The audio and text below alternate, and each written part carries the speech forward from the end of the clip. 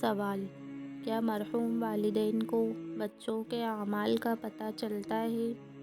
جواب: واضح رہے کہ مرحوم والدین کو اپنی اولاد کے اعمال و حالات سے جب اللہ تبارک و تعالی چاہیں گے تو آگاہی ملتی ہے۔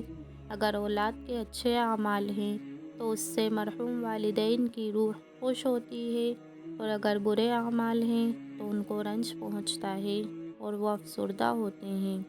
نیز یہ تعلق ماں باپ کے ساتھ خاص نہیں بلکہ جمیع اقربا سے رہتا ہے، یعنی جو اس کے قریبی لوگ دنیا سے جا چکے ہیں۔